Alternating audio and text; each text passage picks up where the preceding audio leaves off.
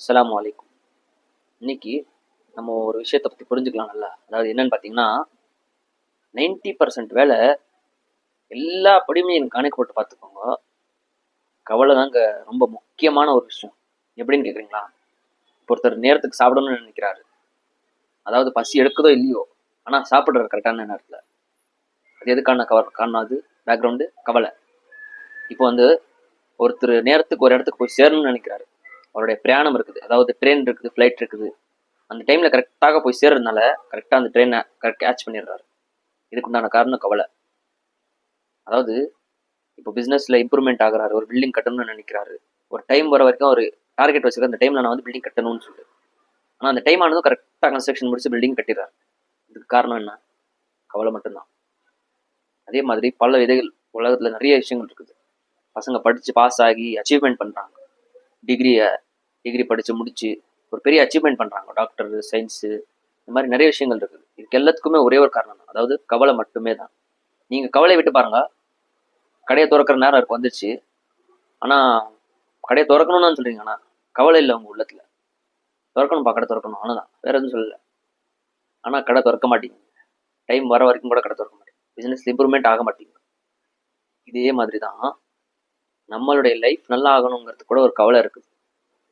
எப்படின்னு பார்த்தீங்கன்னா, நம்ம லைஃப்பில் இன்னைக்கு நிறைய பேரை பார்க்குறீங்களா, பல விதமான கெட்ட வேலைகளுக்கு அடிமையாகி போயிருக்கிறாங்க.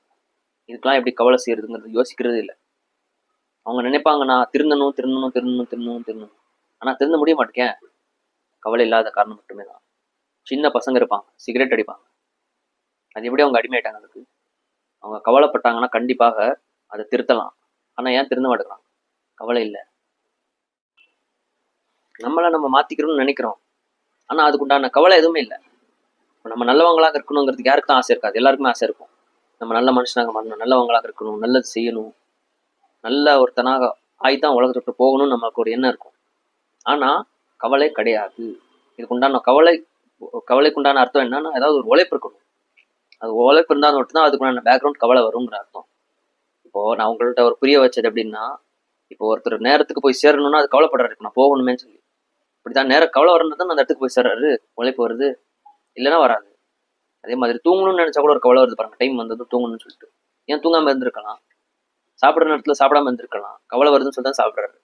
அப்படி இல்லைன்னா சாப்பிடாம இருந்திருப்பாரு. இதே மாதிரி பல விதங்களில் பல விதமான விஷயங்கள் நிறைய இருக்குது. அதுக்குண்டான பேக்ரவுண்டை நீங்கள் யோசிச்சு பாருங்க, எவ்வளோ வேணாலும் கணக்கு போட்டு பாருங்க. அதுக்குண்டான காரணம் ஒன்றே ஒன்று மட்டும்தான் இருக்கும், அது கவலை மட்டுமே தான். கவலைப்பட்டு பாருங்க, அப்போதான் நம்ம லைஃப்பை வந்து சரிப்படுத்த முடியும். அதாவது கவலை இருந்தால் மட்டும்தான் அல்லாஹ் வந்து ஒரு மனிதனை மாத்துறதுக்காக ஒரு தீர்ப்பு கொடுப்பான். அதாவது மாத்துறதுக்கு நினைப்பான் அல்லாஹ்.